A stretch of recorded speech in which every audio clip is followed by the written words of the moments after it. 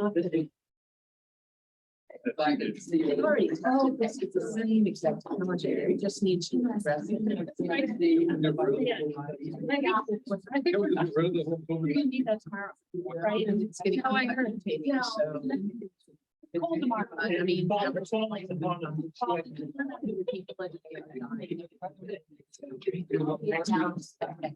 every day. Well, so people are dying of flu. Not as so. No, we can give those vaccines, and every year there will be a new So the vaccine. pandemic is over. He said that I think he was still over. I think I would not agree. I would not agree with that.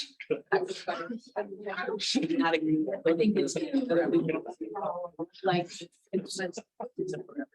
I think COVID's only COVID's more aggressive. And people die in higher numbers than it's just very most people will get it, not have a terrible thing. Some people will get it and die of it or have COVID and terrible. And there's no way to know who's going to be severely affected. So, what you can do is be careful. We'll see. But yeah, we're not gonna, there's gonna be in a year. Okay, and that's earlier. And it's just so address whatever the new strain is, it's mutated to, you know, and it takes about 9 months to. That's simple. They'll just have it every fall, they'll. Wow, yeah, that's fine. Vaccines going on. What about flu vaccine? You're not in support of having a yearly flu vaccine? Some people should have. I have one. Like, like we're all, as healthcare workers, we're all required to have. flu vaccine. Should we go ahead and get started? Elderly. It's 4:30. Should we go ahead and get started? So let's call the meeting to order. And our number 2 agenda item is adoption of the agenda. It's recommended that the Board of Health members adopt the agenda for the September 21st, 2022 meeting. Motion, can I have a motion, please? So moved. Second, Second. any discussion? Hearing none, all those in favor? Aye. All those opposed? The agenda has been adopted. Number 3, approval of the minutes. It's been recommended that the Board of Health members approve the minutes of August 17th, 2022. May I have a motion? So moved. A second? Second. Any discussion? Hearing none. All those in favor? Aye. Those opposed? We have approved the minutes. And I'm going to forego any of the board presented announcements and turn it over to Dr. Rob to present the health officer's report. Yeah, thanks, Heidi. You should all receive the health officer's report. And as usual, there's not much out of the ordinary. I do want to bring your attention to just one matter, and that relates to the communicable disease report. You'll notice that there were only a couple of monkeypox cases in all of August, and in the last week in all of the state of Indiana, there have been no monkeypox cases. So I just bring this up because it does show the power of public health and the communication and behavioral change really across the country, as well as the effect of the vaccine. And so we're not out of this. We can't say at this point that this will not simmer at a very low level across the country. But at this point, at least, fingers crossed, it looks like it's coming under control nicely across the country. Within the district here, we've had no cases in the last several weeks. So that's all good news. Other than that, I'd be happy to answer any questions. I should note that the director and assistant director of our HEAD unit, Cassie and Taylor, are in Chicago at a meeting along with Sally Dixon. So between Mark Fox and myself, we might struggle a bit to answer some of your questions. Let's open it up to the board for questions. Michelle first. Michelle, go ahead. I just have a quick question. Do you know how many monkeypox vaccines were administered through the health department this year? Here. Yes. How many total did we have? We had Do you remember how many vaccines total we've administered here? We had to administer quite a few. We had 20 vials, which would have been 100 doses. Early on, we administered a couple of those sub-Q, so those were the 0.5 cc, but then we went to intradermal. And we have, as of a week ago, about 10 vials left. And so we're in the 50 or less doses themselves here within the county administered vaccines. So. By our department. By our department, yes. Yeah, by our department. Others could have been administering it as well. Yeah, go ahead. So first I'll make a comment on page 34. I wanted to single out Frank for like how productive he is in reaching out to our community, our former public health fellow who's not a fellow anymore, and just the sheer number of engagements that he has had with the community members and organizations. It was just impressive, and he's translating materials into Spanish, and I just wanted to single him out for that. I have a couple questions. Maybe this is really for you. Like, how are COVID metrics determined now, since most positive cases are not reported? Is it based on hospitalizations? Like when we get like that daily? Yeah, so our daily metrics reflect the cases that are reported to us. So that means people who sought care somewhere. So it's from a doctor's office or a hospital or urgent care or something that got processed either by a healthcare facility or a lab. Our best estimate is that that's off by a factor of 3 to 5 times. Sure. But that's what we have to go on. So that's what we report. Those numbers have come down here over the last 10 days to 2 weeks, come down, pretty substantially. And then the vaccination numbers reflect the proportion of the county, total population of the county. So even those birth to 6 months who aren't eligible, who have completed the primary series. So it reflects nothing about booster activity. Right. And yeah, so those are the main things that we're looking at. And then we have the third column is the CDC The color. COVID community level, which is not the same thing as the transmission level. And so, if you look at CDC transmission levels, a lot of the country is in, yellow or red, but the COVID community levels, which really look at case rates. And then if the case rate is high enough, it looks at hospitalizations and the proportion of new admissions that are COVID related. And those numbers are much lower There, because of the I saw vaccine. that. Yeah. Okay, then I had another comment and another question, and then I'll be done, if that's okay. Yep. That's okay. And then we'll go to Ellen. I think Okay. Ellen had the next question after that. The comment is, Bob, the majority of the work that you appear to be reporting on in the first few pages of your report seems to be centered on the homeless population and low-income communities. And my comment is, I see why it's important to advocate for better public health funding to improve the health of these communities, because you're spending so much time on it. And just as a note, we are in one of the worst states for public health funding in the nation, with a $6 billion surplus in the general fund. So I'm just going to register my annoyance at that, because I think priorities are misplaced on spending that money. And then the last thing is on the fee schedule, why are some things highlighted? Those are the changes. Oh, those are Those are the changes. And then we have the an things that agenda have been item. adjusted up. We'll Okay. chat about that. Okay, I was going great. to say it's an agenda item, so we'll definitely go Okay. over those details. Thank you. That's all I Ellen, did had. you have a question? Yeah, I have a few questions. So I was wondering, in the packet with the financials, there's a corner, you know what, this is not a page, but it looks like the. Yeah, I it doesn't think have a coroner's page. report, yeah. It's the coroner training and continuing education piece. I was just curious. I don't think I've seen that before. Is that a new fund? No, Actually, it's not, that was. no, it's not. It's something, we have to pay the coroner $2.25 for each death certificate we issue. So I usually don't include that in the packet because it's a requirement that we have to do. Somehow it slipped through in this month's packet that it's included in there. I can Okay. continue to include it, but it's a requirement by state statute that we have to pay $2.25 per death certificate issued to the coroner. Okay, no, I was just curious because I Yeah. hadn't seen it before. Okay, thank you. The health, it says that the health, the one that says health, community health workers for COVID.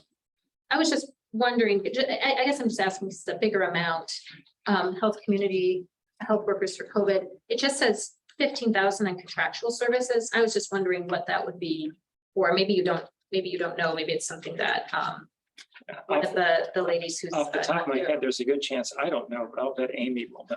Okay, okay. Do you remember what that is for, Amy? Contractual, that's going to be for the translation company when we needed to contract for translation services. Oh, you mean like into Spanish and? Yeah, any language. Yeah. Okay, Yeah. okay, We haven't used any of that this year. We are expecting to use it in the next grant cycle, but we haven't expended anything for translation. We leaned on one of the Notre Dame fellows for all the. Frank? Frank did a lot of stuff. Actually, it wasn't Frank, it was Juan. So Juan did the translation, Frank did all the other things. Nice, I love it. Talking about, Yeah. but now with Juan gone, we'll have to contract that out because we don't have anyone of his of skill, quite frankly, in translation, even though we have quite a number of individuals who are bilingual, and none of them are at that level to be able to translate the documents. okay. And And it's so- medical translation too, which is. It'd be multiple different types. So, and he was always very good and very quick. So. I guess I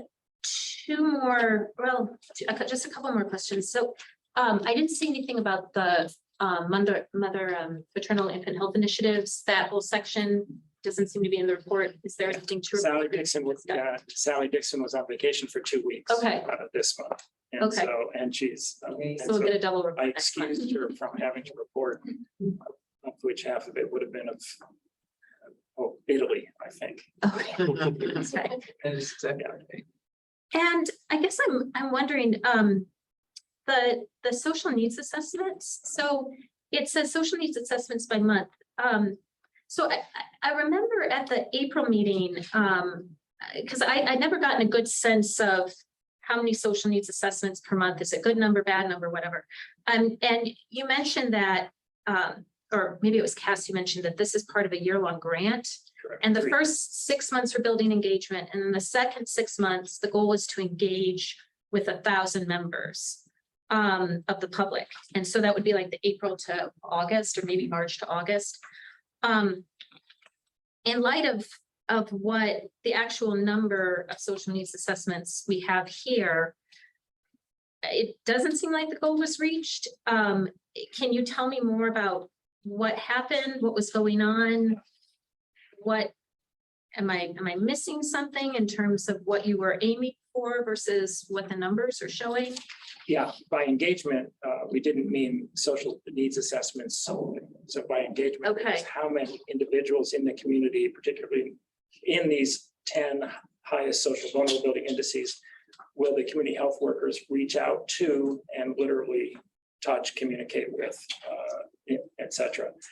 Much of that is being done in their health cafes. So they hold health cafes on a regular basis where they bring groups of individuals together, and they also do canvassing door to door.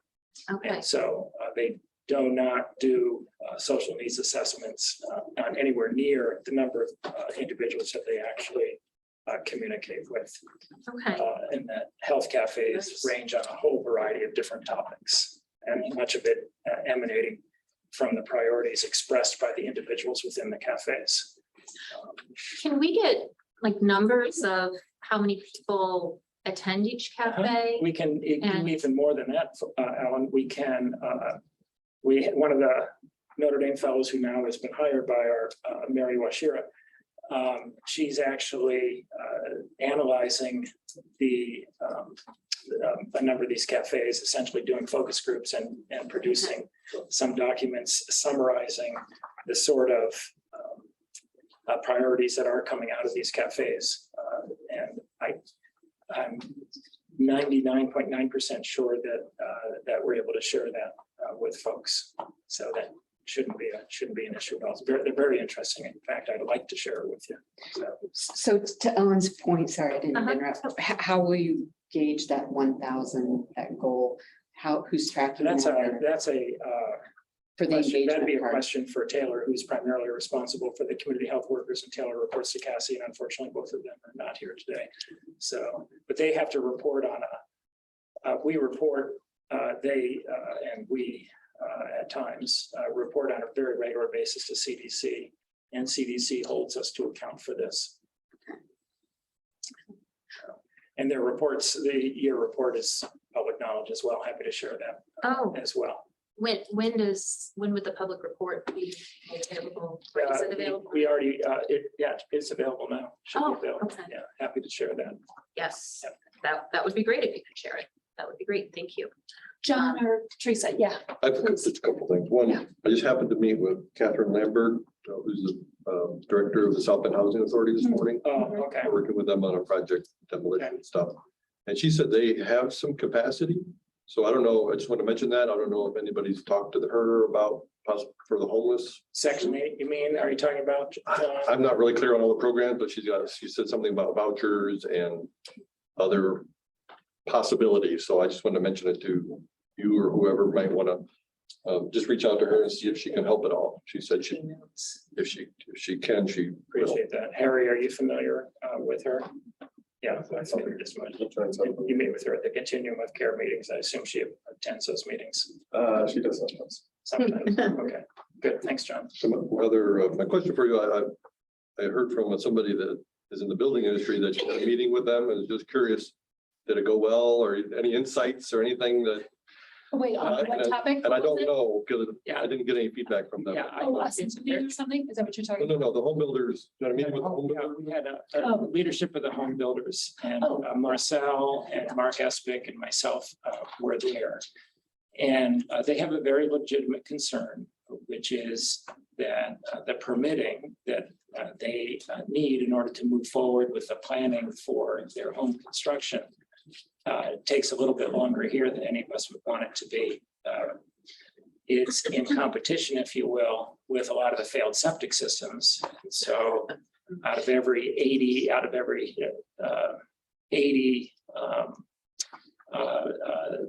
inspections that we have to do, 70 of them are for failed systems and 10 of them for home constructions. And because the failed systems obviously are the real threat to public health, they tend to take a little bit more priority. But that said, the leadership of the Home Builder Association and the others who were there have a very legitimate concern. In part, we've been down now 2 staff members within the environmental health. One left just a month ago with a 50% increase in salary, almost 50% increase in salary to the city, and the other one went to Elkhart, and I reported on this last time. So in fact, we've reached out to, or the environmental team reached out to an individual who had previously retired from our group, and John Engstrom, and contracted with him, brought him back on board. We've been trying to figure out ways to be a little bit more competitive, perhaps look at adding bonuses, which will take, the 2-3 months to get through the county council. In October, the hope is that the county council will approve the new fee schedule or the budget that we submitted to them, and that will show a significant increase and hopefully make us a little bit more competitive. But at the end of the day, this is a huge challenge that we're having. But in terms of how did the meeting go, which I think was your question, I think it's a matter of perspective. My perspective, we can ask Brett Davis, who's in the meeting too, if I didn't mention him. You can ask Marcel how it went, and I'll defer to him in just a second. My sense was that it was a pretty good meeting, and there was good give and take. There was a question of whether we should, one of the things that the Home Builders Association wanted to know was could they pay $2,000 or whatever, $50,000, no, whatever it is, to move their permit and inspections up to the front of the line. There's obviously an equity issue with that. Marcel can articulate it better. In fact, he did in the meeting. And if I can steal your example, you got your poor little old lady who's basically living near the poverty level in terms of income, and her septic system has failed. And then you've got the Home Builder Association, who's a little bit well-heeled, at least better well-heeled. So who goes to the front of the line there? So we're struggling with how best to address this. Candidly, it's going to take a little bit of time, but Brett and I, in fact, were talking this morning about how do we do? How do we get more people in here? Contract with people from LaPorte, or someone in Marshall County, and bring their folks over. I do think, and if we go overtime, which technically we're not allowed to do, but if we can get the okay to go overtime, how long can we do that before we burn out our own team and go from 2 empty slots to 3 empty slots? Right now, I'm in favor of moving toward trying to do overtime and bonuses, get rid of the backlog. But it still begs the question, what do we do when we get rid of the backlog to prevent that from happening again? The permitting system that we've been, as you well know, I tried to get in for the last 2.5 years, since probably the first Board of Health meeting that I had here when I came on board, is still languishing within county, and we have absolutely no control over that. That will help some, and at least will help with the transparency and the accountability. Let me defer, if it's okay with you, to Marcel and to Mark and Brett to correct any misstatements or to add to that. I think the software would be a huge help. If anybody can help get it through. Some of the issues they've got is their contractors are saying things were submitted when they weren't submitted. So they're complaining at us for the backlog or the amount of time it's taking. But we haven't had it for a day, and they think we've had it for 2 weeks. So that was presented. Now, with that said, we are still taking way longer than we should, and we've got a huge backlog of them. And it's just a funding issue. We simply need to pay our folks more. South Bend, Elkhart, the surrounding communities are stealing the people we're training. So this is the area I like, as you know. So I'm more in tune with this than the other guys who came. They didn't really. I don't think they liked what we had to say, which was, we need to understand the problem. We want to work with you and find solutions, but they wanted an immediate, now. And we're like, well, we got to work through something that's equitable. So that's where we're at, and they're supposed to. They have a board meeting today as well, and they're supposed to talk with their members and come back to us with some ideas. And we're working on some of our own, and we'll meet again and see if we can find something that's working. Right. I'm loosely associated with them, and I appreciate you taking the time to meet with them. That goes a long way. Any of our constituents. So thanks. Good point. Does it take a lot of training? I don't know, to do permitting. Yeah, it does. How long does that take? You gotta know. Well, I guess I could defer to you. Are you asking me? Because nothing fits perfectly in a box. If every site was a square lot with level, topography and the same, sandy soils, and we had plenty of space, great. We could get somebody trained, we could crank these out. But that's not what we have. And so the inspector that we lost in August, she had been here for about a year, and she was just about to the point where she could function on her own in most. You can do parts of it, you can pick parts of it quickly, but to be able to handle everything and make certain decisions, yeah, it takes about a year. You have to understand. Thanks a lot. You have to understand soils. You have to understand water tables. You have to. There's a lot to it, and part of the problem, and Brett can back me up here, is the best soils are in Granger. That's why it's all developed. So now you're getting into areas that are way more complicated. So you know, the easy stuff that he was talking about, that's developed.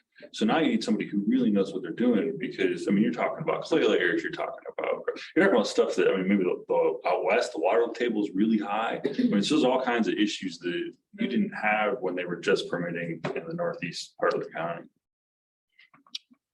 Yeah, and just with the volume that we have and with the proven history that, you know, there's nitrate issues, and I mean, the vast majority of the soils in the county, even the sandy stuff, is so sandy that the U.S. Department of Agriculture rates it not very good for soils sewage disposal because it doesn't filter good enough. And so we have these issues, and so I would rather take some more time to make sure it's done right, to ensure that the system is not going to contaminate the aquifer, and number two, that the system's actually going to work, because these things are not cheap. I mean, the average, the low end septic system is going in at $12,000, and we're putting them in upwards of $35,000, $40,000 depending on the area. And so I would hate it for somebody to put in a septic system and then 5 years later have to do it all over again. That's not a great situation if you're that homeowner. We'd hear about it. So if we want to get into controversy, you could start talking about sewers, but we won't go there. Yeah. We've already covered that in this meeting. One last question. How is the budget going? It was what you all passed, got through the committee with flying colors, and we expect it to be voted on in committee next month. Yeah, next Tuesday is going to be the committee meeting, and then 2 weeks after that is the public hearing by the council. Great. Go ahead, Ellen. Oh, okay. I was just curious because you mentioned contracting with maybe people from other counties. What's the, I guess my question is, what's the pool of people who you could bring in as an independent contractor to help deal with some of this backlog, who are qualified enough to go out and do the extra? Like, is it a kind of, are we already dealing with a small pool? Yeah, we're already dealing with a limited number of people, because we can't just go grab somebody with an environmental science degree or somebody, you know, wastewater tech. It's somebody who knows the, 80-page code and can understand the greater scope of things. And so for counties that aren't like us, that don't have, 50,000 septic systems, they don't need as many people. So there's smaller numbers in each of the surrounding counties. So it's not a huge pool. I mean, is it even, do you do that already where you go to like LaPorte and hire them on to like? I was just. Yeah, these were all Oh, okay. spitballing ideas, trying to Okay. come up with, I mean, that may not be the end all be all solution. That's just Yeah, a random idea that we thought of that could potentially work. We got to work out the kinks and see if it is actually feasible though. yeah. Okay. I was just wondering how feasible, if it is feasible, because it seems like the sort of thing that if it was possible, it could eliminate a backlog, but not like the best long-term solution. Oh, But if it's Yeah. combined with trying to figure out in terms of budgeting and things, how to find something more feasible long-term, it could maybe be a stopgap. I don't know. yeah, we're still looking at options. We don't have a great solution yet. Hopefully we'll have one shortly, but we're thinking about it every day, trying to come up with some way to stem the bleeding. In some ways, it feels like the problem to deal with. At least with the environmental. I wanted to give you an option. Do you have any questions about the health officer's report? I did want to comment on this. What can we do as a board? Is there anything that would help with the budget, getting funding? Like, I'd like to continue to be support. Oh, yeah, he wants to get into the controversy of sewers. I don't know that we want to go there simply because it is very controversial. But he's the expert and they're the experts. They all think that sewers are the answer. Totally. John, you're shaking your head no. Very expensive. Yeah, this is the problem. It would be $25,000 per homeowner is what I was told once. Probably. Like, and each homeowner would have to come up with $25,000, and some people can do that and a lot of people can't. Yeah, right. Very expensive for the tax. It's too bad that they weren't put in the first place. And that's absolutely true, right? But what you're dealing with now is you're dealing with developers who are coming to us saying that they'll pay for it. They'll pay for the infrastructure. Oh. I'd be all in That's favor of certainly that, interesting because it's twist. obscene, this business of well and septic. In this modern day, and we're not living on far out farms, you know, I live on a well and septic, and it's bogus. Totally. So the sewer systems in the county, they're all run by different towns, cities, right? There's nothing that's actually. Correct. Yeah, so it's like, so basically, there's also the issue of having to deal with a completely different local government, right? In terms of Yeah. negotiating possible incorporation. Okay, Because there is no local government in Granger. Well, we have the sewer district in Carrington. Right. Okay. We have several other Okay, districts yeah. around the county. But But yeah, they this are isn't rather gonna be, localized. it's not gonna be okay. solved in this room, It's but not gonna be, No. Oh, requires a lot of expertise and it's Yeah. I mean, you're very right. political.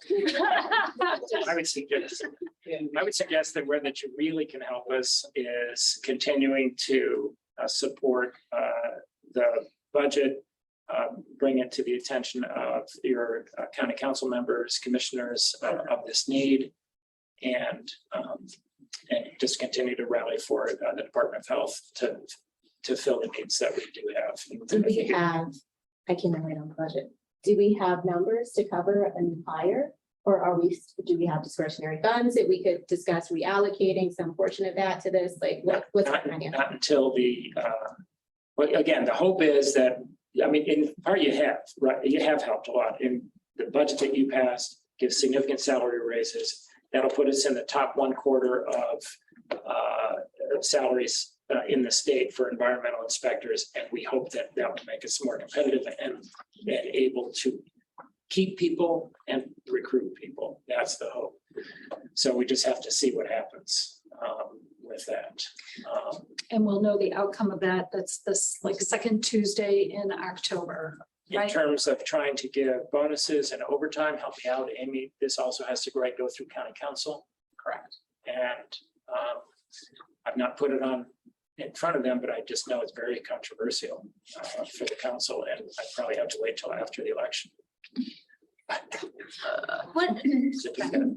what about some of maybe it's some of the COVID related grants? It seems like we have a couple of grants that are just kind of. the We money's have money, sitting no, there. we have money to do it. No, Can it be moved around to cover?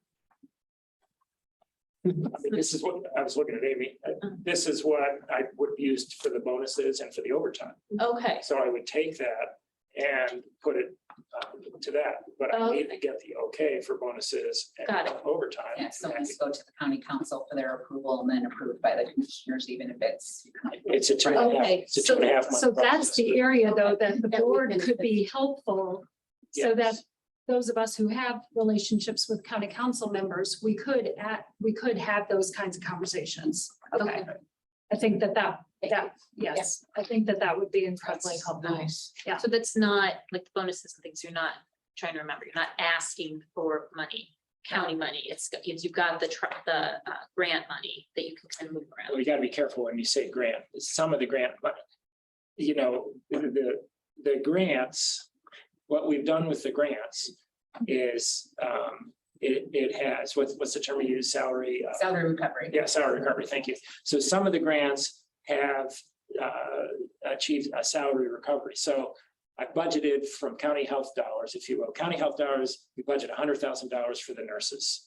If I get a grant that pays for $20,000 of the nurse salary, that $20,000 goes to the fund balance, and then I can use that fund balance with, For the environmental. yes, for environmental. And so this is why the CHW grant was so critical in my mind, that it provided salary recovery of a fairly significant amount. And that then builds our fund balance and gives us the discretionary dollars that we need to help with any number of different things. This being one of them. That grant that you asked about last year or last month, it was the same thing. Okay, That was, we met the deliverables. In this case, it was a grant. So it wasn't coming from, so it was a grant where we met the deliverables on, this is the local health department school grant, met the deliverables on it, not having to spend anywhere near the amount of money that they gave us. That money then became discretionary dollars that we can use for just this thing. But I still need, unlike in private business where I could just do it, or Indiana University for that matter. Here, we have to go through this 3-month process. Okay. Yeah, Teresa. Could you create a contract position and then fund that position at a higher rate than, I mean, contractors cost more, temporary people cost more, and then have it available for your existing people to do that, where it's not a bonus, it's really a part-time, a PRN position outside of regular hours. We can do that, Teresa. We can do that. It again takes a 3-month process. It still has to be approved. It still has to. But the biggest thing, the concern I would have with that is that the morale, and I'll say this as a compliment to Brett and to Mark, the morale within the environmentally, and it's really quite good. It's a very good morale. The last thing I want to do is create a sort of an equity. Anyone could do it. You could. Well, but they couldn't leave their job, or if, what I would want to be able to do, I don't want to create a position for a contracted person who's making more than Brett does. So you would be filling the contract position with Brett.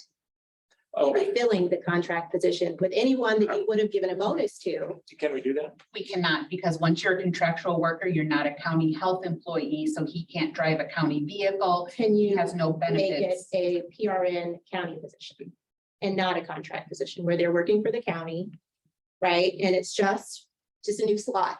And Brett fills the slot because Brett doesn't have to, now he doesn't have to get approved for a bonus. It's a job for you that can be filled by the people you currently have. It's a terrific idea. I think, quite honestly, though, I think it's probably easier and easier to make the case for just give the guy a bonus for a couple. You could, but if there's, plan B, plan C, Yeah. if they say no, and septic's kind of like, Well, could be potentially a public health crisis, like how long do we want to wait for, an administrative decision that you can maybe fill temporarily, like maybe it's not a long-term solution, and maybe it's not a solution at all, but since we're throwing things out of the. no, I love the ideas, and I can tell you that Brett and Mark over there are saying, yeah, we love this stuff. What's the Like back, help in your. They're nodding their heads at you, Teresa. what's the backlog? How many months do you think it will take to catch up?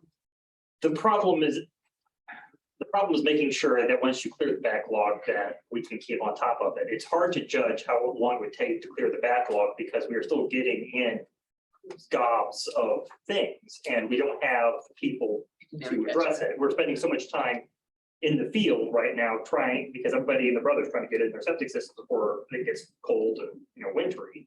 And so we're spending a lot of time out in the field doing field inspections, not much time in office to do all the in-office stuff. And so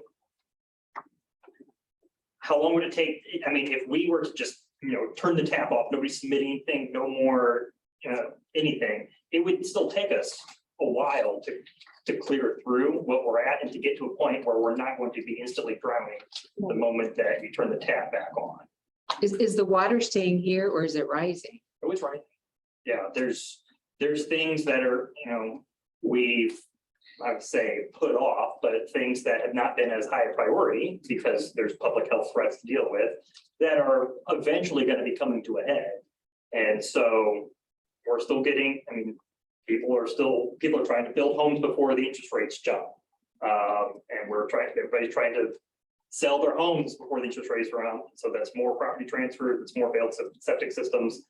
There's plenty to do. And unfortunately, because the environmental unit was, say, for lack of better terms, dilapidated for the better part of a decade, and it's hard to keep staff, there are a lot of things, it was slow building for a long time. And there's things that should have been addressed back in 2011 that still need to, we need to clean that up.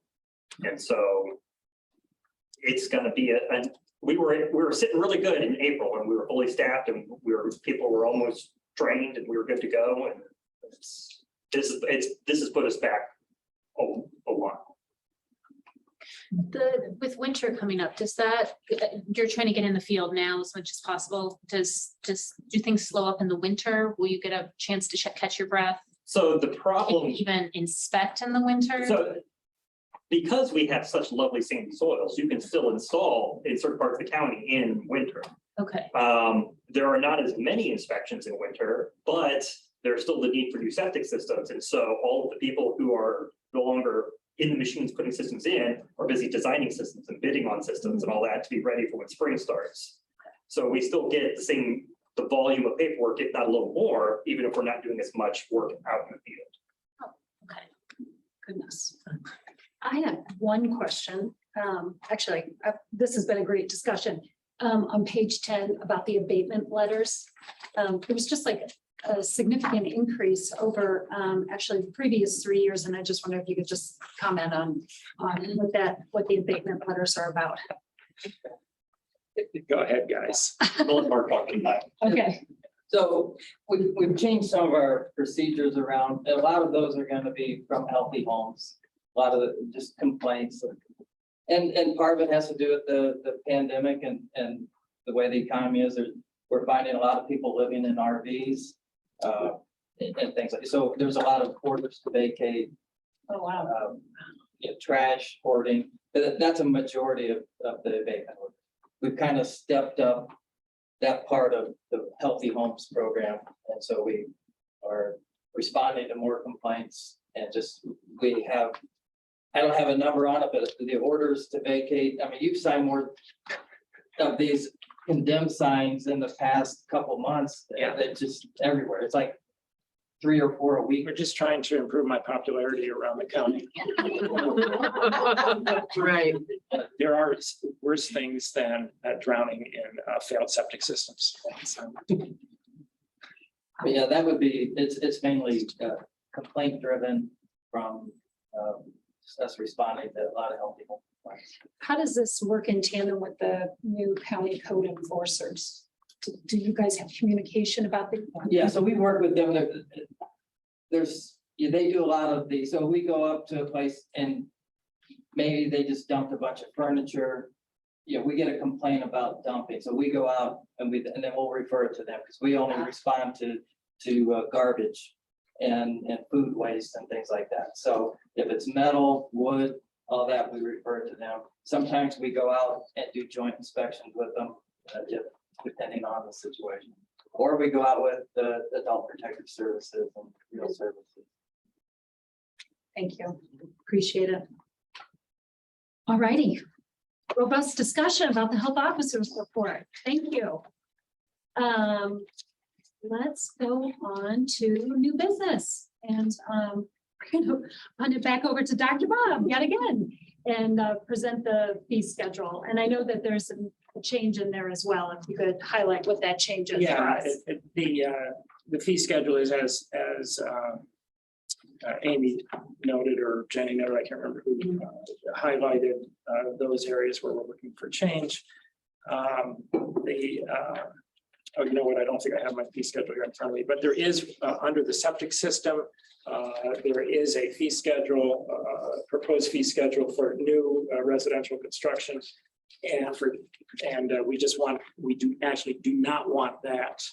The expedited permit fee for residential new construction under septic, new 2000, we want that taken off the proposed fee schedule. This relates to the Home Builders Association meeting that we had, and we're just not there. We were hopeful that we would have reached a agreement, but the bottom line is that we have not yet reached a common understanding about how best to address this. And so other than that, everything else is, I think, fairly self-explanatory, and I will defer to Carolyn and to Mark and or Brett for the specific questions if you have them.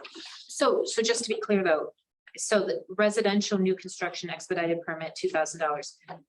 Because we're going to be asked to approve this, correct? No, right? That, I don't want you to approve Yes, that. I don't That was want to, stricken. Not want that that. is strict. Okay. Right, so I just strike wanna be- that from Yes, the we are going to fee be schedule. asked to approve the fee Okay. schedule, but that one is stricken. But with the understanding that that is not what. Correct. Okay.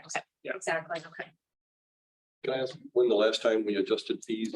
were? Yeah, we put them there on, and the last changed, and so most of them were well drilled in 20 years. Oh, okay. So it's to answer, To answer John's question, most of the fees, we look at them after 5 years. So none of the fees that are changing now, they've all been at least 5 years or greater. Majority of them are just going up $25. There's one, I think maybe the trash trucks are just going up a little bit. Or one of the permits just went up $15 but everything else is just $25. None of them have been increased. Some of them, it's been 8+ years since they've been increased. Time. Because they're raising their fees, so why shouldn't we? Yeah, and it's, Well, and we're increasing our salary, so this helps, that revenue generation helps with the increase in salaries. So, I think the most significant increase on there would be the property transfer fee. It's Yeah. going up $25. We will hear about that, but the property transfers, the economy was doing so well, we're up to about 6,000 a year compared to when I first started tracking it in 2016, we're doing just over 4,000. So it's just a lot of work for us. That's more inspections, more failed systems, more permits to review. And so this money for the increased fees could help us fund another position or help us out in the future. And that's kind of That'd be good. what, I don't know if we should get into it, but we're looking to do something with that. Good. do we have any other questions about the fee schedule? It seems pretty straightforward. We've approved these in the past.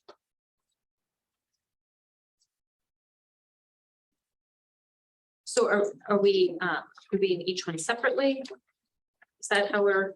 I think we could just take a motion and we can do a collective approval if somebody would like to make a So motion moved.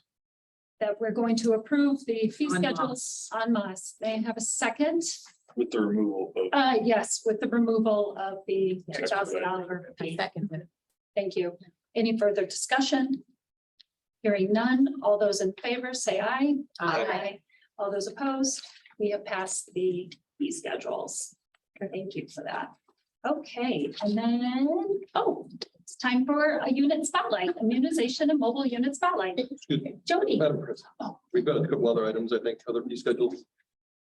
Oh, We're going to go one by one. we just passed them all together. We just, that I didn't was, know we were doing that. I thought we were just doing the environmental fee schedule. sorry, that's what Marcel signaled with, like, you could pass them all at once. And when she made Like the pool and spa. Right, I was just gonna ask on the pool and spa if. sure, if there's an additional question that you want clarified, I didn't know. of course, we'll Sorry, entertain I that. thought we were just doing Sorry. the first item here. I was just gonna throw out, was there any reason why a lot of fees for governmental entities are waived, other governmental entities?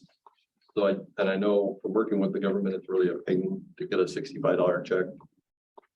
Are you getting any pushback on that, or is there any reason we want to consider waiving the fees for government and schools? Just, Oh, John, where are you? Can you- I'm on the, page 51. Thank you. yes, 51, Thank you. government and schools, the pool. These guys, just a thought. It might make their life easier. I don't know how much revenue it really generates. That'd be significant then. Huh. Figured I brought it up. Well, Is it interesting? I'm kind of waiting for their comments. yeah, I guess I am too. I mean, it's still our employee that has to go out and do it. That's fine. Okay. Which we saw on that video last month. Mhm. They're going and checking the pools, Yes, we did. and it does take some time. so- Yep. Okay, John, are you satisfied? That's okay? I am. Okay, Yeah, that's- wonderful. Then let's go ahead and do unit spotlight.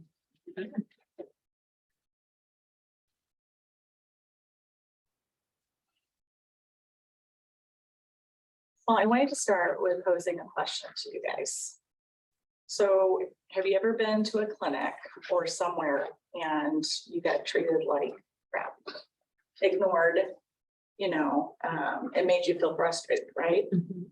So imagine if you're someone that doesn't have a lot of resources. And so that person with their family might not have a vehicle, might have to go on a bus with kids in a stroller and come all the way down to the county city building, up to the 9th floor, only to get ignored, treated like crap, you know, and you know, that's an issue.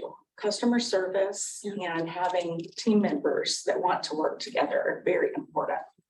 And coming to this department, the first 3 months that I've had, I just spent time trying to build my team to make sure that anyone that came through felt like they were the only one that was there. So I want you guys, if I can get this to work. Hold on, I got you. Hold on. Okay. Oh, you're right. Okay.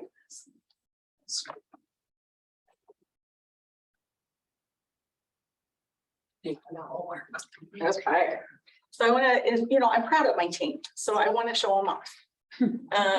You know, we've gone a long way. We've been doing a lot of work.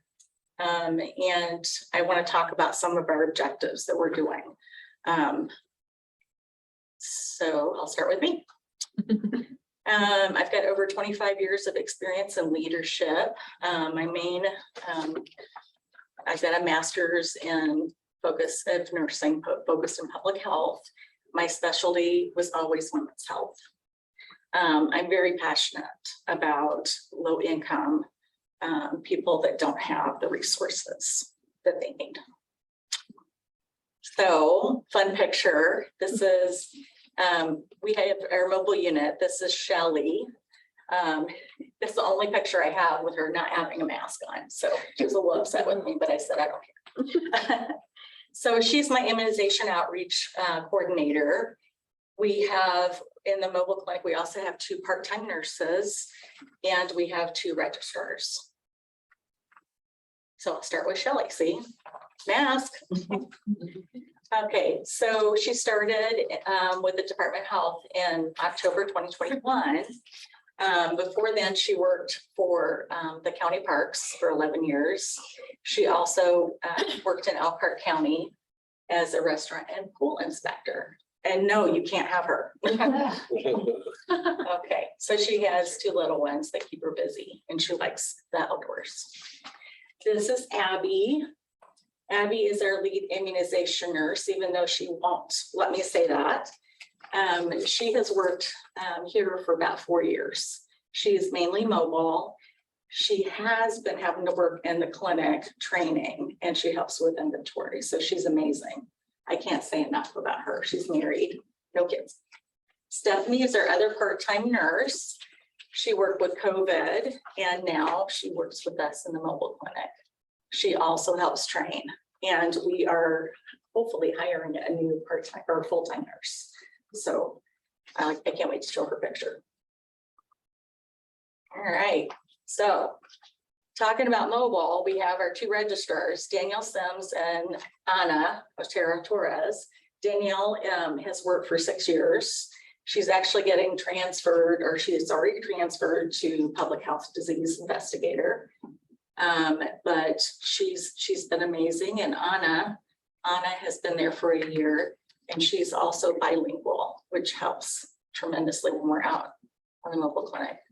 And here's just some fun pictures of us out in the, when we did have our herb with us before it was in the shop. And then our South Bend location, we have Fran Woodcox. She is a brand new registrar. She's bilingual, helps tremendously with translations, even with other units.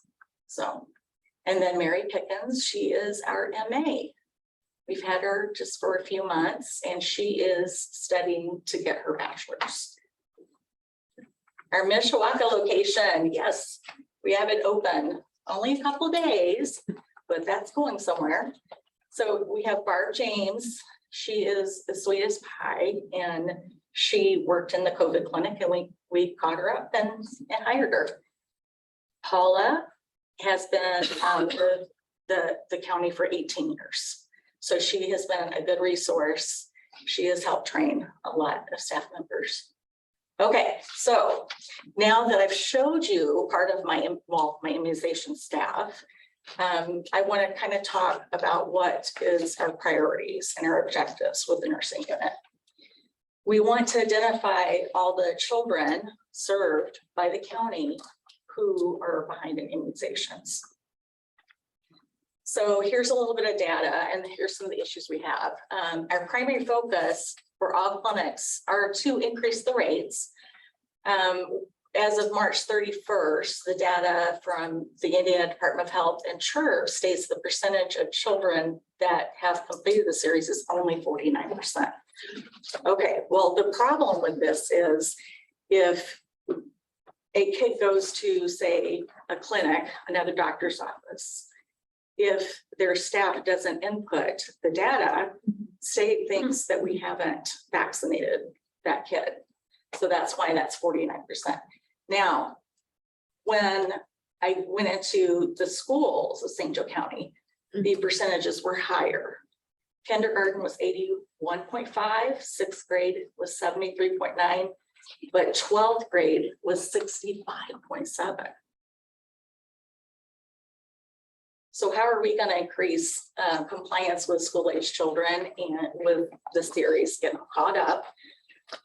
Obviously, we're going to work with the schools to identify children that are behind. We're going to create mobile clinics and go out sometimes to the schools and have children get vaccinated right then and there during school time. We're doing, our registrars are doing reminder recalls. So if someone comes in and they had, say, an HPV vaccine, they haven't come back, we make sure to call them so they can get that second dose and finish that series. We're also doing My Vax Indiana with each patient at each appointment, and we are explaining how to use My Vax Indiana so that parents have a record. If they lose their record, they can look at this. Regular clinics, we're also, like I said, providing our appointments. We're also trying to offer later hours twice a month so that people that can't come during our business hours can come afterwards. Excuse me, on the statistics for the immunization rates, is that a new phenomenon relative to COVID, or is that, this is just kind of the way it's been? Like kids just not getting their high school vaccines, like meningitis or something. It's a combination. Just fell off. Yeah. So it's a little lower, probably due to COVID, is that what's happening? Yeah, routine immunizations dropped off pretty markedly due to COVID. But the age decrement that we see at sixth grade and 12th grade has been that way for a while. And doesn't even address the issue of like HPV, which is recommended but not required.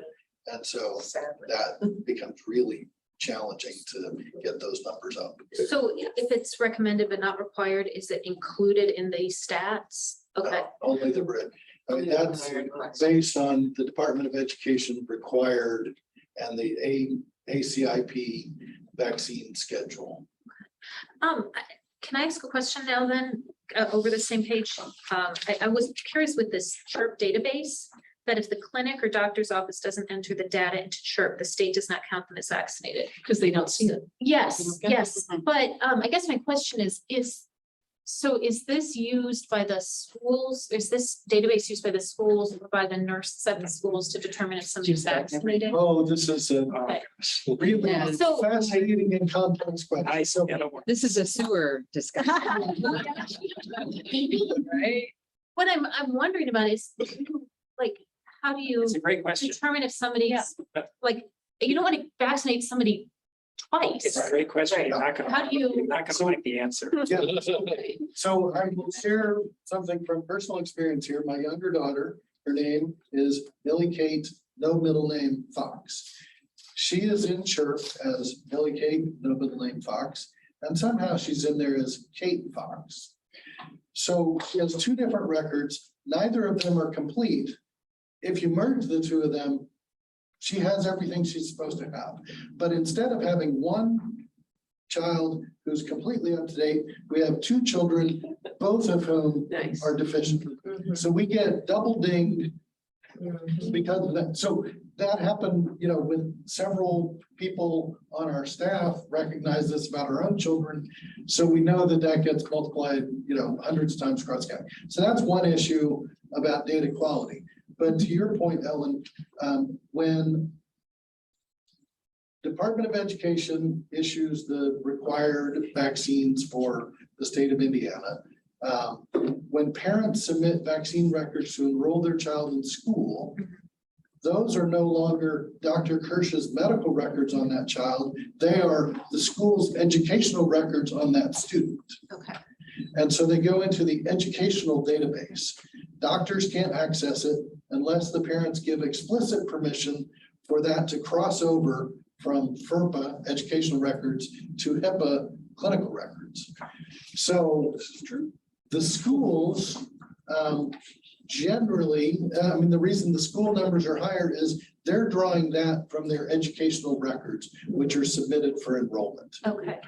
Um, Would you And- consider those to be more accurate than the school Yeah. records? Absolutely. And the school nurses, Higher. the school nurses have access to both the clinical record and the educational record.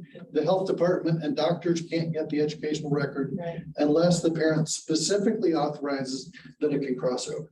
Let me reemphasize what he just said. We cannot get these records. We cannot get the names of the individuals unless we get written authorization. And you can imagine how difficult that is. And so we, even though, you know, we would love, we could provide the vaccine at no charge, we'll come out to the school and do it. We can't get the names of the kids without having to go through multiple different hoops. And the nurses in the schools are overworked, they're maxed out, they can't always help us, oftentimes can't help us, blah, blah, blah, blah, blah. And so, yeah, welcome to how immunizations are provided. And a lot of doctors' offices don't report to CHIRP. Right. So like my office reports everything to CHIRP, and even my electronic medical record is linked into CHIRP. So anyone who comes in, I can actually see everything on their CHIRP history just by clicking a button on my EMR, which is fabulous. So I can see what they've had done, but only if it's been reported. And I've had conversations with patients, you know, did you get HPV vaccine when you were a teenager? I don't know. And it's not in there. But then their mom comes, yes, she definitely got it at Dr. So-and-so's office, who doesn't effectively report to CHIRP. Here's her baby book. Yeah, like maybe they'll show it like to me, you know, or something, but like if a doctor is not reporting to CHIRP, then the rest of us don't see it. Right. Now, access to CHIRP is similarly confidential, correct? So you It's can, really hard to Like get you say? access, yeah. okay, so access to CHIRP is similarly confidential. Oh, yeah, that's, yeah, that's. And it's part of correct. the But- chart, like in my EMR, I can access CHIRP, Yeah, my you- nurses, and I for can your access. patients. Yeah, For my your patients, right, patients, exactly. I can't go looking for some random patient, but if I have a patient, like, and I'm in her office chart, I can actually click on her CHIRP data as well. Right. So CHIRP is state mandated, but they just don't, they're not enforcing it. So that's why we don't have Right, so that. some doctors don't keep up with it. Okay. So, Immunizations are mandated, aren't they? right. But But they're not Can I enforced either. ask one, I'm sorry, this is going long, but when my kids were in high school, they got letters in their junior year of high school, I think, from the school nurse saying, you are required to show proof of meningitis vaccination or you can't continue. They still get the letters. But they're not patient specific. They're not, you, Ms. Kirsch, are deficient in Min B. This is what all seniors in high school are expected to have. And parents are left to their own devices. But when I got that letter for my kids, like it said, your kid needs, like, this is the date you have to provide, you know, evidence of vaccination or your child cannot continue in school. And so we got them vaccinated I would for. Probably argue that it's probably school dependent, because I was gonna say, And high and school. yes, Yeah. because at Penn High School, was my very kids clear, got like, it was all itemized. Right, like So those vary by you're school. deficient on this and your kid needs this by such and such a date or else. But no district in our area Forces. actually. Oh, they just say it.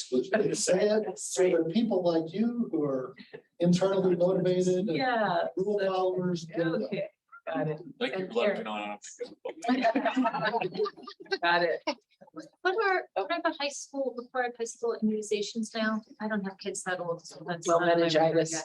Is it just meningitis? It's on the website. Yeah. Oh, okay. There's two different meningitis vaccines. Okay, I was They have just wondering, so that 12th grade drop off, it's mostly because they It's haven't. because of Okay. meningitis. And most colleges don't allow students to matriculate without the meningitis vaccine. Well, I guess that's the thing. I remember it being necessary for college. I just Yeah. don't remember. I think for they're just high school. because That it's kind of congregate years ago. living, having all these kids in the high school together. Right. They do die. So, how we're increasing immunizations in the population is we're all trying to work together. Our unit works with Director of HOPE and HEED by giving every patient access to a social needs assessment. So when they come in, part of the paperwork that they fill out is that social needs. If they fill it out, great. If they don't, we can't help them. And we also meet with the health officer and deputy health officer to evaluate all the programs, clinics that we're doing to see if they're working or not working and reevaluate that. So. So maybe I just want to make sure I'm clear. So every time somebody comes into the health department for an immunization, they fill out a social needs assessment? They are offered, I mean, we Oh, put it they're on there for them to fill out. Oh, okay. So these social needs assessments that are in the monthly tally, does that include people coming in for immunizations and filling them out? Correct. Okay. Okay, so. We're trying to develop and implement a plan also to increase access to HPV. With children from 9 to 12 years old.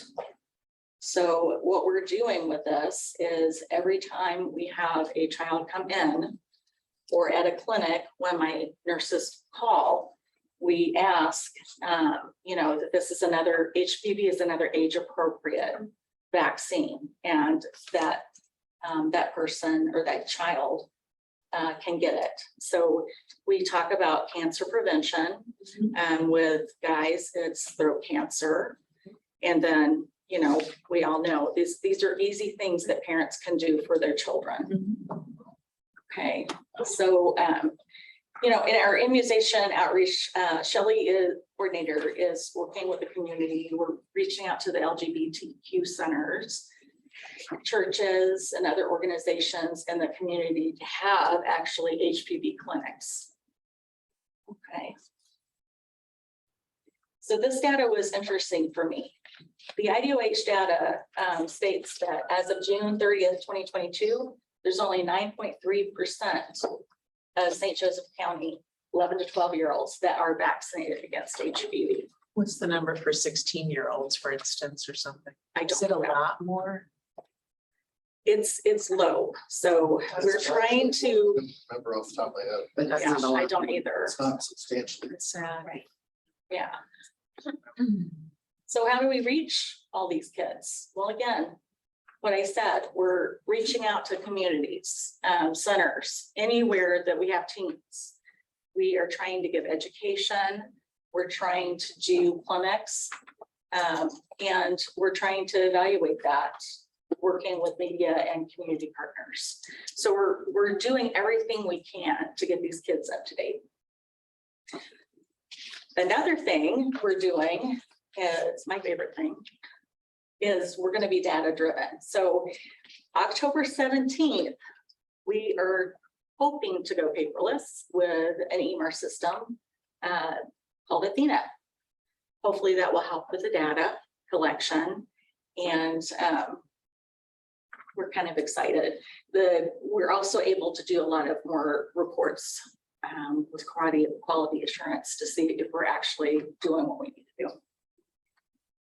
So since I talked all about my immunization clinic, I know that Nancy Pemberton had talked a lot more about the public health side. So I just want to touch base on them, let them know, or let everybody know that I talked about them too.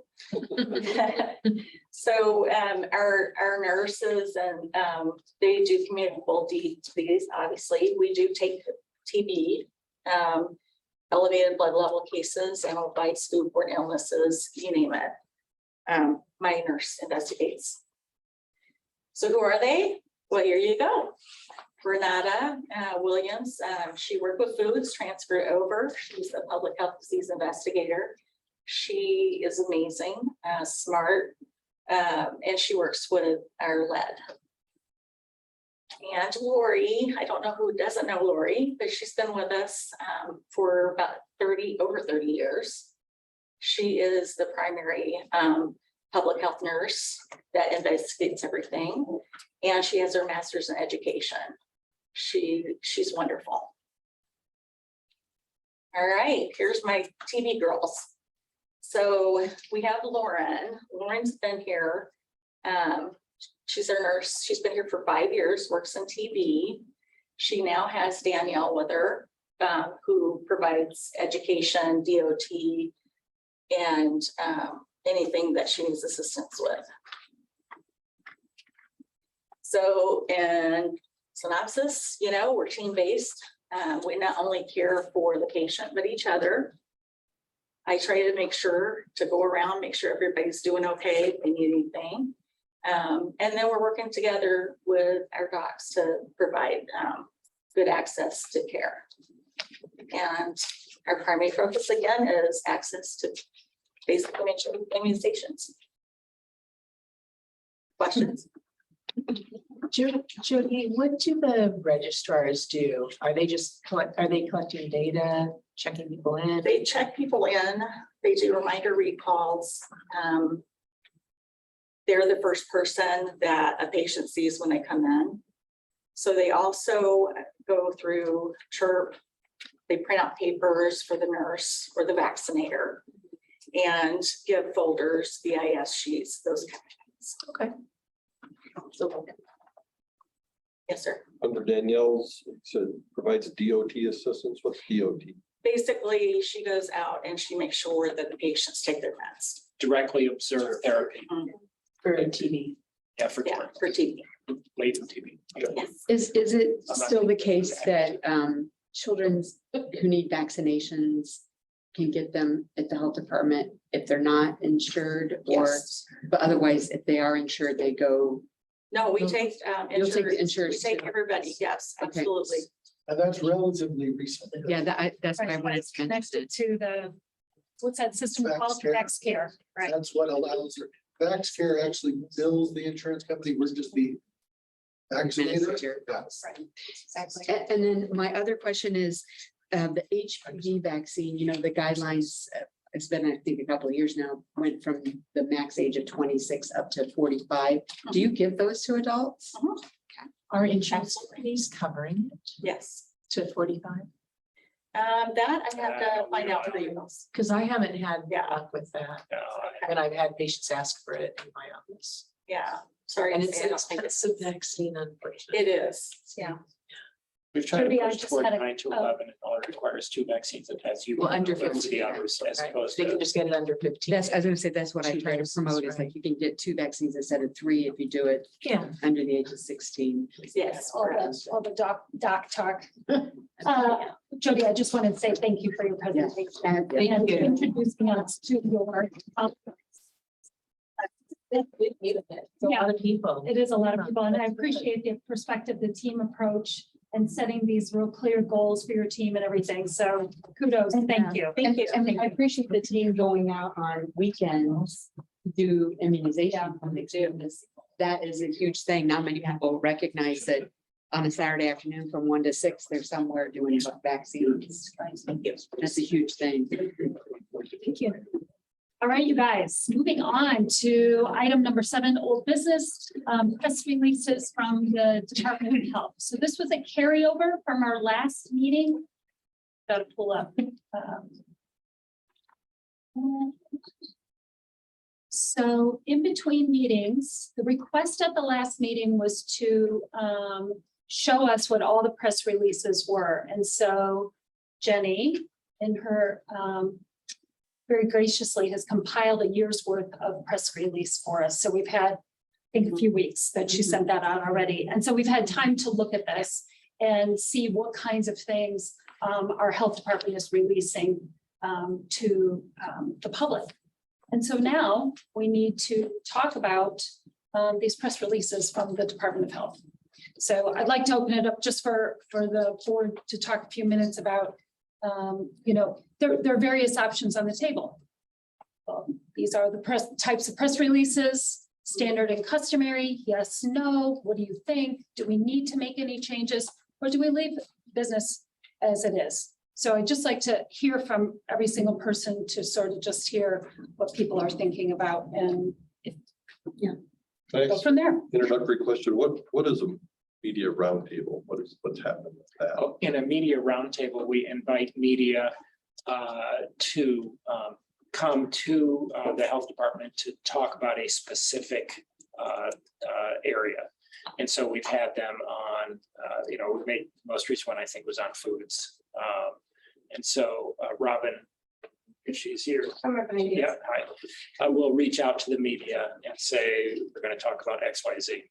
So yeah, that's what it is. It was a chance to get all the press together. It's a lot of contact that you have with the public through these releases. Yeah, it's educational. Yeah. Teresa, Yeah, we'll just go around. I thought things were, we're releasing a lot of standard releases, which I thought, what prompted this was kind of an unusual press release. So, it didn't appear that we're doing unusual press releases very often. So, my thought is that for things that are standard, informative, things that are providing education, direction, information to the public, that we don't necessarily need to see all of that. If there's something that's sort of reactionary, something has happened, we need to take a position on it, we need to take a stance, or we need to advocate for a public action or encourage the public to do something as a group, then those things are ones that we should talk about what our response to a piece of legislation is going to be, or our response to a public health emergency is going to be. So that's just my preliminary thought on seeing what's been done. Yep, I have a similar reaction to the list here. Anything that's just data that we're informing the public, don't need to be involved in that. Things that are maybe advocating for something, or I marked 4 that I would have liked to have talked about a little bit. Not that I support or don't support any of them, but and they're generally not just data, it's something beyond data. I don't know if that's helpful or clear or not. I don't think I have anything else to. Okay, Ellen, do you have a comment? Well, I'm gonna kind of agree on what Teresa and John said. I pulled up and went through all the press releases for the past year, and it was interesting, again, how many of them are very, very standard. And you can even categorize them. It's almost, some of these things are pro forma. The majority of the releases, 20 of them were about things like hours of operation for the vaccine clinic are changing because it's cold outside, or we got this new vaccine in and it's now available at the health department. That's one category. Another category is just public notice of petroleum release. And it's literally pro forma. You're just putting in data of the specific release. There's one health officer's hearing, public health advisories. Again, you're giving I'm assuming this information is coming from CDC information, or it's just kind of standard information that you say, like when West Nile virus is found, this is the standard things that you can do to protect yourself from mosquito bites, or, extreme heat public health advisory. These are things that you can do to protect yourself from heat stroke. Those things we can just say we can almost categorize them. This category, public health advisories, when you're putting out the standard information, we don't need to see it. This category, public health activity, we're talking about the clinic being open and changing clinic hours. We don't need to see that. And then there are really just 4 that didn't fit a category. And that's not a lot. I mean, so I don't think we even have to go into substance and just say, if it doesn't fit these categories, just let us have 48, 72 hours to see it. And, you know, probably, I mean, 2 of these maybe would be controversial. I mean, one I think we know is, but another one maybe, or maybe people would just have questions on What are it. you calling controversial other than the abortion? I don't know. I mean, I'm just skimming through like, I mean, maybe the K-12 schools guidance, but again, I don't even necessarily think so. I could see not even necessarily saying controversial, just saying like, maybe somebody has a question on it. They realize like, oh, like this, I think this is after the year that we were looking at, but a recent one was just this drop to stop drug disposal program. I don't see anything wrong with it, but at the same time, I'm like, oh, I didn't know that we were doing this. So. Well, we've talked about that. I would love for Michelle to chime in so that we all have an opportunity to be able to contribute to the conversation. Yeah. I didn't have any problem with what has been released. Yeah, so then I'd like to also offer my opinion in that I have been on this board now for over 7 years, and this was the first time that something rose to that level. So what I am of the mind that we don't change anything because we hire health officers to do that work for us. And I think that we need to reserve or value their expertise and that they exercise their judgment when they're making those kinds of decisions. So I would argue that we not change anything and try not to micromanage these kinds of things. I think we should leave it to our experts to do those kind of things. And I guess what I'm saying is that this is one time in 7.5 years that I've been here. So this is an exception. I don't think we should create more bureaucracy for an exception. I think that's bigger government. It's more bureaucracy, more layers. I think that goes against what we want. We want public health to be able to be nimble and flexible. So that's my comment, additional thought. I wanted to just layer on another comment. There was a gentleman that spoke in public comment, I think 2 months ago at our meeting, and he said that trying to muzzle the health officer is a good way of getting the health officer to leave. I, for one, want to acknowledge that Dr. Bob Eintertz is probably the best health officer and the most well-qualified, nationally known expert in public health that this county ever has had or ever probably will have as a health officer. We are damn lucky to have him. And I would be in favor of not chasing him away. We see what happened in Elkhart County, where the health officer was frustrated by actions, political actions taken against public health in that county, and she left, and nobody has even replaced her. They still have a temporary health officer there. And I would be sad if that were to happen here. So I'm in favor of what you said as well. So it sounds like, though, we're all acknowledging that the June 30th press release was an exception, meaning that it was outside the bounds of what should have been an appropriate press release. I'm not No, saying that that's it's outside the bounds. of Ellen, any- that is not what we're saying. It was not outside the bounds of an appropriate release. It was different It's from different. other releases. In 7.5 years, there was a public response to that. And we hadn't seen anything like that in 7.5 years. It doesn't make it an inappropriate public release, right? So what I'd like us to do is, because I feel like we've already been talking about this for 2 months, right? Mhm. So I guess I would like to get to a place where we vote on something, that we have a motion. If we need to have a different motion, are we going to put this to bed? Or do we need to continue to have more conversation or more data or whatever? But where do we want to go? I'd like to keep the conversation just among the board members as we make this decision, please. Well, my thought was to move to have a committee where we could draft some sort of policy regarding the issuance of press releases. I think a simple policy where we say most of the stuff is standard, we don't need board approval, but the few things that fall outside these categories, we have a policy that it gets run by the board, 48, 72-hour window where board members can comment, ask questions or even vote on it before it's released. That's the sort of thing, I think having some sort of subcommittee where we can sit down and get notes together so that we can pull something together that's drafted. That's what I'd like to move. Michelle, did you have one more comment? Did you make a motion?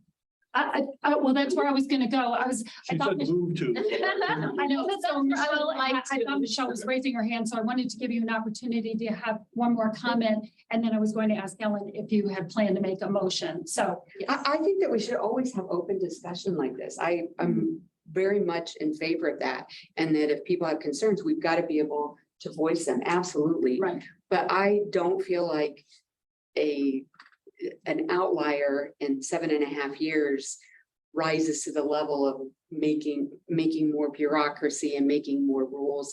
I want people to be able to speak their mind and say, I don't agree with this, or I agree with this, and be able to, support their feelings. But I just don't think that we need to make new rules or new guidelines where make a problem where a problem hasn't really existed. Well, my response would be that this isn't really about creating more bureaucracy, making more rules. It's more about reasserting the board authority over areas of policy and of administration. I mean, so I see 1621.3. The board of each local health department may adopt procedural rules for the board's guidance and to establish administrative and personnel policies of the local health department that are consistent with the administrative operating policy of the appointing authority. We have the authority. I mean, the legislature contemplated that we, the board, has the authority to establish these sorts of administrative policies. We don't disagree. Yeah. We have the authority. We're trying to decide whether or not we want to exercise the authority. So I think, it's perhaps time to make a motion so that we can vote on something, because I think we know, I know where I sit, like what my thought is about this and so forth. So I guess I want us to get to a place. Teresa, One absolutely. quick question. Yep. Is this something that would fit under one of our current subcommittees, either personnel? Well, obviously it wouldn't be finance. Could it fit under personnel, or do we have to do something special? Yeah. Doesn't really fit well under personnel. We're not talking about personnel issues, hiring, firing, any of that. It's not finance, but it's nothing. I mean, what we're talking about is whether we want to tell the health officer how to do his job. No, that's not true. I'm That's gonna not what say I that was is true. That's not what I But was. that's actually kind of our job, Teresa. If we can just depersonalize for a minute, right? So this is not about attacking Bob or it's about a press release that we might not agree with. Do we want to see it first? Do we want to see it before? Do we need a policy for that? Or can we just decide, hey, if it's legislation comes out, it appears controversial, we're going to write a press release. Hey, board members, it's going out in 3 days. Do you have anything you want to say about it? Right? I mean, it doesn't have to be this huge albatross, it's sort of there are going to be other issues. And that's a good point, because really, I recognize that if we had voted on that press release, maybe I'm wrong, but I think there's a reasonable chance that it would have been, the board would have voted to release it. Okay. And it's just the fact, it's not even the fact, and then I could say, hey, the board voted on it. I'm on record saying I disagree. Right. That's okay. And that could be true for that particular press release. It could be true for any other press release. That way we're just on the record, and the majority rules, and that's okay.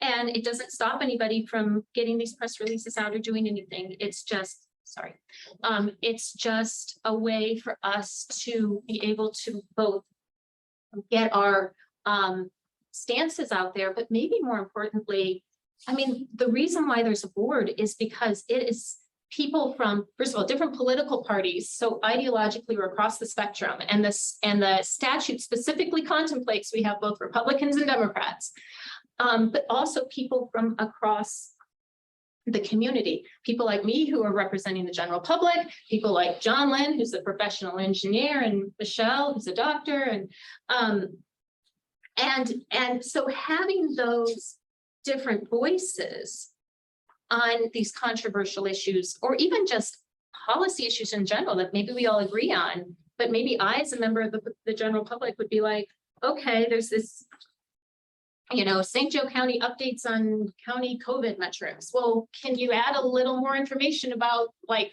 how we did it before, or how we do it now? I don't know, I'm just throwing something out there, but it like that's part of our role is for each of us, people coming from the public, to chime in on these things and hopefully make what is being released better.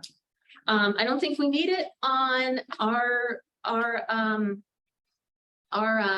public on the press releases about when the immunization clinics are open, but there are a couple of press releases where maybe that would have been helpful to have us as the board chime in, use our expertise in different areas. How do you think we should proceed here today?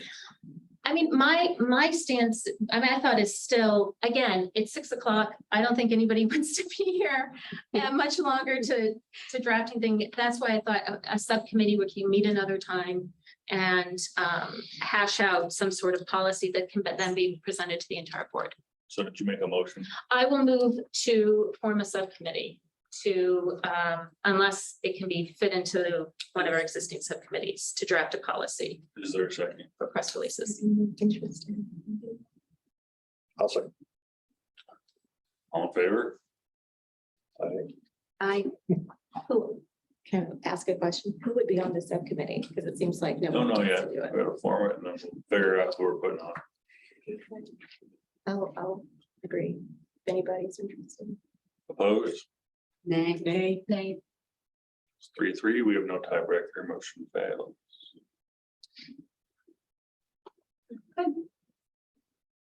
Maybe can have a motion. You may. For press releases that are considered by an adult group like us, the reasonable thinkers, controversial, that we have 48 hours to review and respond. I will second. Is that a motion? That's a motion. I will second. So I might maybe say 72, because they'll give us the weekend. 72. Okay, so I have a motion with an amendment for 72 hours for any controversial Sorry to make press it work release. losing. All in favor? Aye. Aye. Oh, I. Opposed? You made the motion. so Okay. I figured. Yeah, I mean, Opposed? I'm a nay. Nay. Same.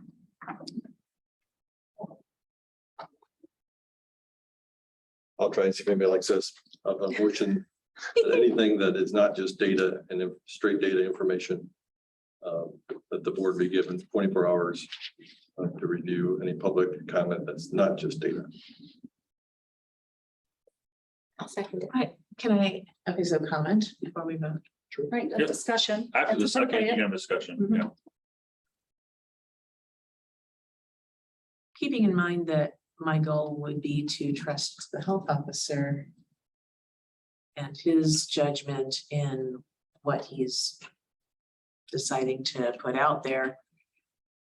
How likely do you think it would be that sending something up 24 hours in advance would change his ability to send out to the public what he thinks is appropriate to send out?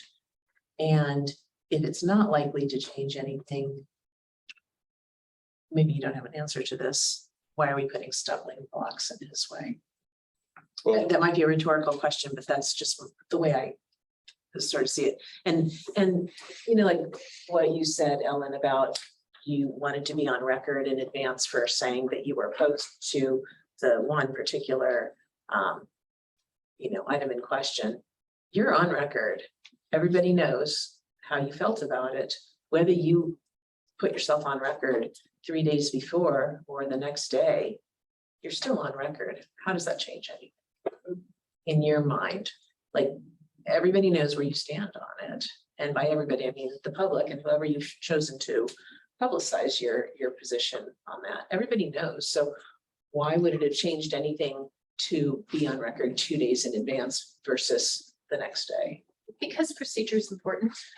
Okay, And, but the end, I guess the end result is everyone, you are on record as you wanted to be. We are all on record and we all know where everybody stood on that. but the issue isn't just being on record or not. The issue is having something released that is, that might be perceived as being purportedly in your name, or Your that name was you- not on it. No, that's true, but there's a lot of confusion out there. And that one of the things that having a subcommittee to deal with press releases could have done would be to clarify those sorts I of mean, there were things. 4 people's names on that, so those 4 people Yeah. were responsible for it. Well, and that's good to know. Your It's name good to, wasn't on it. it's good to have it made clear by everybody that those are the 4 people who are going to, what shall I say? Stand by Absolutely. as what is in there as what they believe and what they are advocating for. And not That is, anything else. that is correct, because the board hires a health officer. So Jason and I, as president and the vice president, we trust the expertise of our health officer and our deputy health officer. So that's why we're comfortable having our names there. No, you do not pass that information in front of me every single time. It's not necessary because I trust his expertise, because he has more expertise than anybody else here in the room. Does the job every day, 7 days a week.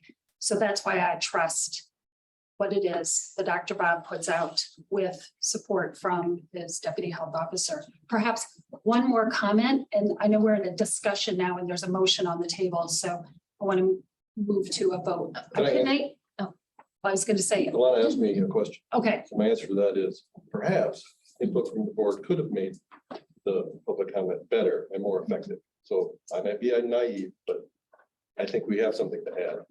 I mean, there were, for example, in the June 30th press release, there were some legal questions that need, and legal mistakes that really needed to be addressed and clarified, that would have probably made it a better piece, even if I wouldn't have personally agreed with it. I mean, and that's the sort of thing that, like, my expertise as an attorney and as a law clerk for several years could have hopefully been useful. Did our board attorney see that? hold on. I don't want to undo or get into the details of the June 30th. If there's an additional, I think we're hearing the conversation and the discussion. I do want to ask for 2 people who haven't spoken yet in the discussion now. Michelle, if you have any additional comments about the motion that's on the table, do we need to hear the motion again? Because I've sort of lost track of. What is the motion? The motion is for any press release that's not just data. The board has 24 hours. Not just data, has 24, okay. So my problem is, it's just a huge gray zone. You know, what's data to one is not data to another. I mean, it's too hard to define. It's just a big blob in my mind. That's one thing.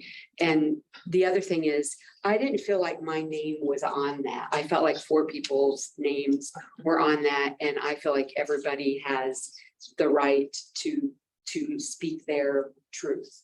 And so whether it's Teresa or Heidi or who, I think you have your right to speak your truth.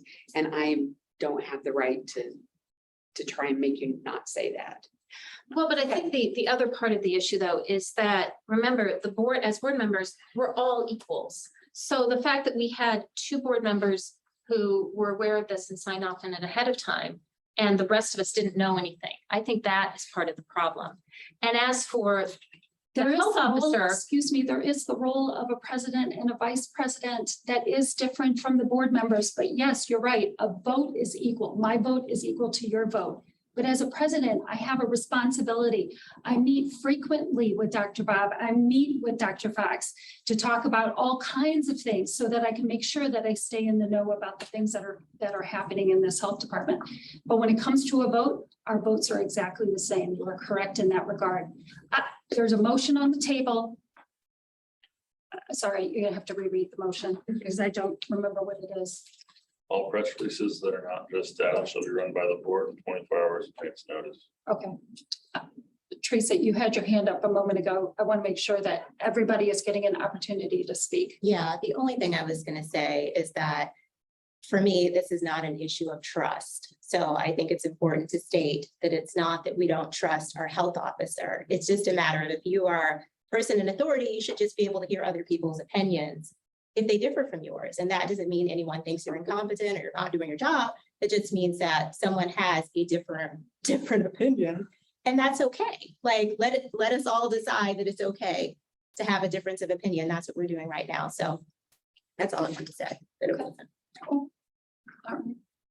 My motion also didn't say we could stop it. It's just a chance to chime in. And Oh, okay, okay, For comment. okay. Any other last minute? She's saying no. I was just saying yes. Will you please take the vote? All in favor, I, opposed, Nay. Okay, 3-3. Moving on to our next agenda item. Agenda item, board notifications. We've had 2 hirings. Welcome to Daniel and to John. And we've had several resignations. The 3 at the lower end, the ND fellow, they have been on board for 2 years. So even though that list looks long, that was the natural thing that was going to happen. Their 2-year fellowship ended. And so that's the reason for that. So are some of them being rehired though? You said that, Rehired. yes, 2 of them are rehired. so they'll be listed next month as new hires? That is Yeah. correct. Okay. So let's move to public comment. Jenny, do we have anybody on the list? John, hey. Pass. Oh, okay. Thanks for inviting. You are always invited. Anybody else, Jenny? No one else. Well, my goodness, you guys. Okay. Time and place of our next meeting, October 19th at 4:30 in the same room. We are adjourned. Thank you, everybody. Thank you. so Dr. Boss, is this a lot of resignations or is this okay? Yeah, if you look at it, I'm happy to go through them all, but it's really very, if you look at it. Okay, we're not in trouble anywhere. So No, and I was gonna go through it here, but Jackie has went on to talk. Very numerous Meningitis finished her PhD and I didn't hear that. And took a job on the East Coast. So Connor, Craig, and Tom, summer interns. We're probably here for 4 months anyway. okay. So